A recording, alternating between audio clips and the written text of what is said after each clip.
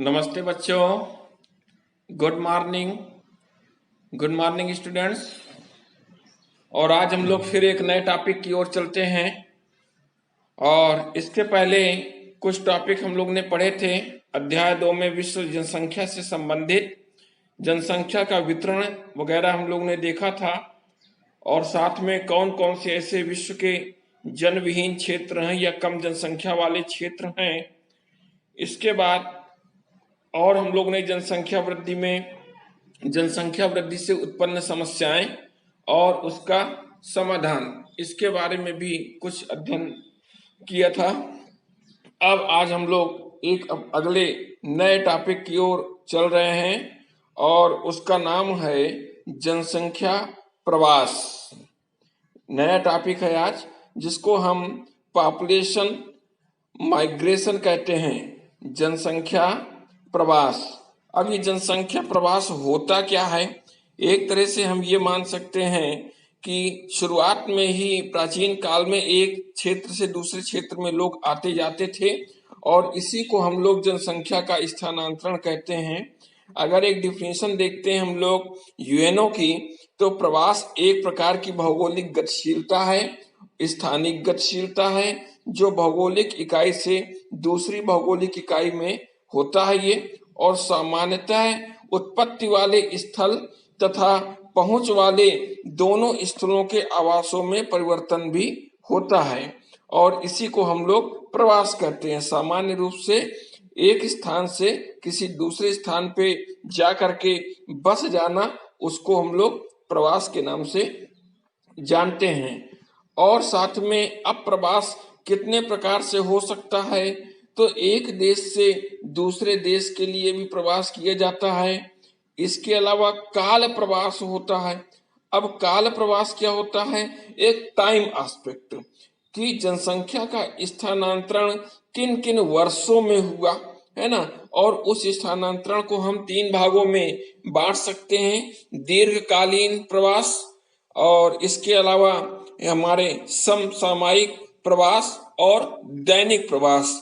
जैसे होता है कि कोई व्यक्ति होता है लंबे समय तक किसी देश में रहने के लिए चले गए, तो वो दीर्घकालीन प्रवास हो गया। या एक देश से काफी जनसंख्या, काफी सारे लोग उस देश में चले गए।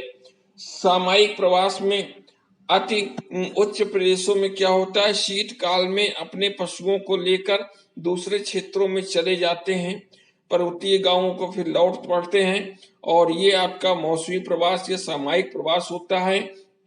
और जो तीसरा होता है वो दैनिक प्रवास होता है, जिसमें बड़े नगरों और समीपवर्ती क्षेत्रों में प्रतिदिन बड़ी संख्या में गांवों से लोग काम करने आते हैं और लौट जाते हैं। इस प्रकार 3 प्रकार के प्रवास हमको देखने को मिलते हैं: दीर्घकालीन प्रवास, सामयिक प्रवास और दैनिक प्रवास। अब इसके बाद हम एक काज एस्पेक्ट को भी लेकर के चलते हैं, कारण पक्ष। ये कारण पक्ष क्या होता है, कैसे इसमें प्रवास होता है कि कोई भी जनसंख्या जब स्थानांतरण करती है तो किन कारणों से करती है ना। इसमें किन शक्तियों का प्रभाव होता है? तो एक प्रवासकारी शक्ति होती है जिसमें किसी प्रदेश की जनसंख्या बाहरी प्रदेशों को प्रवास करती है, और आवासीय शक्ति होती है जिसके द्वारा किसी प्रदेश में मानव का आवास होता है।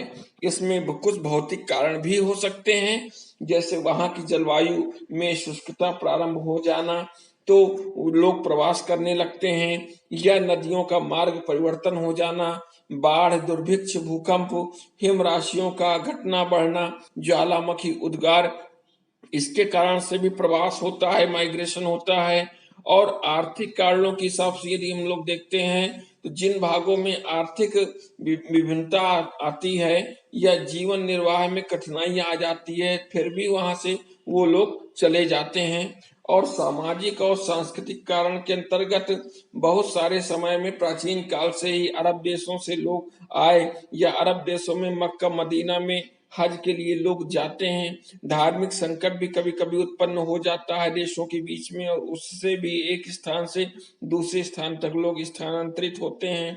राजनीतिक कारण की दृष्टि से देखते हैं कि बहुत सारे राजनीतिक कारण हैं जिसमें जनसंख्या का प्रवास होता है, या तो आक्रमण हो गया या किसी क्षेत्र में विजय प्राप्त कर ली गई, उपनिवेश वहां बसाए गए, बलपूर्वक स्थानांतरण करवा दिया गया, और साथ में दिया तो देश का विभाजन हो गया, राजनीतिक अशांति हो गई। ये ढेर सारे कारण हैं, राजनीतिक कारण हैं प्रवास के लिए, पॉलिटिकल रीजन हो गए। अब इसके बाद और आते हैं हम लोग कि संख्या प्रवास। अब ये संख्या प्रवास क्या होता है? ये जो है 3 भागों में होता है। जो बाहरी प्रवास या किसी क्षेत्र में आवास के लिए व्यक्तियों का प्रवास होता है, वो कितनी संख्या में होता है, तो ये 3 पार्ट दिखा रहे हैं। वृहद संख्या स्थानांतरण, इसमें 19वीं और 18वीं शताब्दी में धार्मिक कारणों से भारत पाकिस्तान से या अन्य देशों से बड़े पैमाने पर स्थानांतरण हुआ। दूसरा मध्यम संख्या स्थानांतरण है, धार्मिक कारणों से अन्य देशों में एक स्थान से दूसरे स्थान तक कुछ लोगों का आना जाना। और अल्पसंख्यक स्थानांतरण, इसमें कुछ संख्या में बहुत सारे ऐसे श्रमिक होते हैं जो औद्योगिक केंद्रों के प्रति न क्या तो प्रतिदिन एक दूसरे की जगह काम पे जाते हैं और शाम को वापस लौटते हैं, तो वो बहुत कम संख्या में स्थानांतरण होता है। ठीक इसी तरह स्थिरता में के पक्ष में भी हम लोग देखते हैं कि स्थायी रूप से कुछ लोग बस जाते हैं। उत्तरी और दक्षिणी अमेरिका में, ऑस्ट्रेलिया में, अफ्रीका क्षेत्र में यूरोपीय लोग स्थायी रूप से बस गए हैं, है ना। और कभी कभी युद्ध और आक्रमण के द्वारा स्थानांतरण अल्पकाल के लिए हो जाता है या कभी स्थायी रूप से हो जाता है। इसके बाद यहाँ पे और भी चीजें कुछ बता रहे हैं कि विश्व में जो जनसंख्या का प्रवास है उसके आधुनिक प्रवास भी होता है, कुछ ऐतिहासिक प्रवास भी हुए हैं, इसको भी आप देखिएगा। और साथ में प्रवास के क्या प्रभाव पड़ते हैं, तो प्रवास के प्रभावों में ये निश्चित बात है कि आर्थिक विकास में प्रभाव उस देश में पड़ेगा ही पड़ेगा, क्योंकि यदि वहां से अधिकतम जनसंख्या चली गई है तो वहां पे मानव संसाधन की कमी हो जाएगी, उसके कारण से आर्थिक स्थिति में परिवर्तन आएगा। और कभी कभी क्या होता है, वहां पे यदि अधिक जनसंख्या आ जाती है, ठीक है, तो यदि वो काम करने वाली जनसंख्या है तब तो भाई वहां की आर्थिक स्थिति बढ़ जाएगी। और यदि केवल प्रवासी ही आ जाएंगे, है ना, शरणार्थी आ जाएंगे, तो वहां पे देश की आर्थिक स्थिति कमजोर हो जाएगी, क्योंकि जितने भी संसाधन होंगे उन संसाधन का वो लोग उपभोग करेंगे। और क्या होता है, साथ में बहुत सारे क्षेत्र में ये जनसंख्या प्रवास से वहां की जनसंख्या में भी परिवर्तन हो जाता है, आयु वर्ग में भी परिवर्तन होता है। और इसी में जनसंख्या गांव गांव में या शहरों में क्या होता है कि उत्प्रवास और अप्रवास की स्थिति बन जाती है। तो जो प्रवासी होता है जब नए स्थानों पे जाते हैं तो उसको अप्रवासी कहते हैं, अप्रवासी। और जब प्रवासी एक स्थान से बाहर जाते हैं तो उत्प्रवासी कहते हैं। तो इस तरह दोनों जगह संतुलन की भी स्थिति देखनी पड़ती है।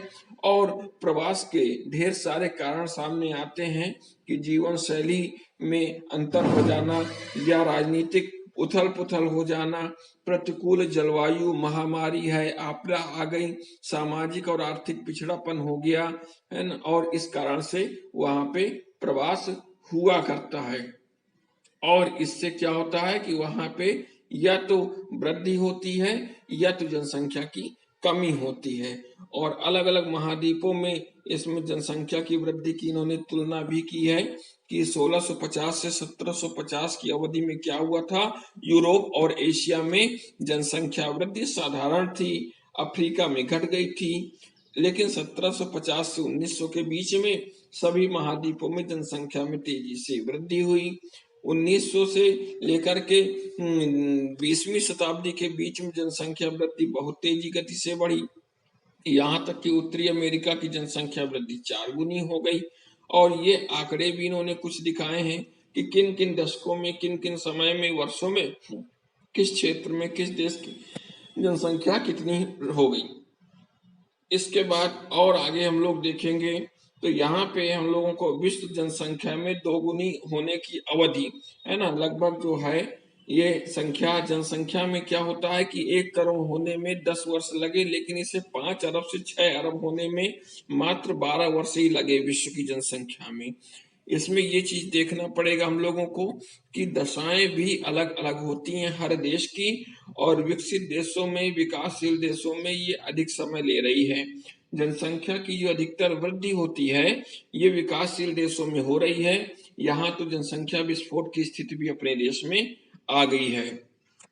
और फिर इसके बाद इसके अगले पक्ष भी शुरू होते हैं कि जनसंख्या परिवर्तन का क्या प्रभाव पड़ रहा है, क्योंकि जनसंख्या जब तेजी से हमारे देश में बढ़ेगी तो जनसंख्या विस्फोट हो जाएगा। अब जनसंख्या विस्फोट का मतलब क्या हुआ कि हमारे जो आर्थिक संसाधन हैं वो उस जनसंख्या के लिए पूरे नहीं हो पाएंगे, स्थिति चरमरा जाएगी, उस पे वजन आ जाएगा, खेती पे, कृषि पे वजन आ जाएगा, यातायात की सेवाएं ध्वस्त हो जाएंगी, सभी को आवश्यक सेवाएं नहीं मिल पाएंगी।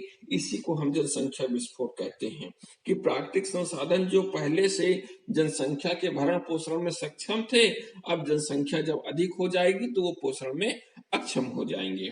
इसके अलावा बहुत सारी घातक बीमारियां भी आई। अफ्रीका है, स्वतंत्र राष्ट्रों के क्षेत्र में है, और वहां मृत्यु दर को उसने बढ़ा दिया। इसके बाद जनांकीय संक्रमण, एक प्रश्न आता है अक्सर, ये परीक्षा में पूछा जाता है कि जनांकीय संक्रमण क्या है। तो अब जनांकीय संक्रमण का जो सिद्धांत है वो किसी भी क्षेत्र में वहां पे जो भी जनसंख्या है वहां का वर्णन और जनसंख्या का जो भावी अनुमान है कि कितनी वहां पे जनसंख्या हो सकती है उसके लिए उपयोगी है। और उस समाज में ग्रामीण खेती करने वाले लोग अशिक्षित अवस्था को छोड़ करके वहां नगरीय औद्योगिक क्षेत्र बनाने में, साक्षर बनने में, और जनसंख्या उच्च जन्म दर और उच्च मृत्यु दर से निम्न जन्म दर और निम्न मृत्यु दर में वहां बदल जाती है। और इसी को हम लोग सामूहिक रूप से जनांकीय चक्र के नाम से जानते हैं। तो इस प्रकार इतनी सारी चीजों के बाद नेक्स्ट चीज हम लोग आगे टॉपिक में जनसंख्या नियंत्रण के उपाय पढ़ेंगे, और इसके जो भी नोट्स हों इन नोट्सों को आप लोग क्लियर कर लीजिएगा, बना लीजिएगा, और इसको प्रॉपर चेक करा लीजिएगा, क्योंकि सितंबर में आपके एग्जाम होने हैं। अभी से लर्न करना शुरू कर दीजिए, और जिसकी भी सूचनाएं हम तक नहीं पहुंच रही हैं उसका नाम, फादर्स नेम, और जो 5 सब्जेक्ट आपने लिए हैं, इसके अलावा आपकी आधार संख्या, मोबाइल नंबर, एड्रेस, ये डिटेल भी दे दीजिए जिससे आपकी लिस्टें आगे तैयार कराई जा सकें और आपके लिए परीक्षा की व्यवस्थाएं की जा सकें और एडमिशन प्रक्रिया में कोई भी प्रॉब्लम आपके न हो सके। तो ये सभी कर लीजिएगा, और कॉपी प्रॉपर आप लोग चेक कराते रहिएगा। जिसके पास बुक्स नहीं है बुक्स की व्यवस्था कर लें। कोई भी समस्या हो तो हमसे कांटेक्ट कर सकते हैं आप लोग। तो आप लोग मिलते हैं अगले टॉपिक में, अगले समय में, अगले पार्ट में। और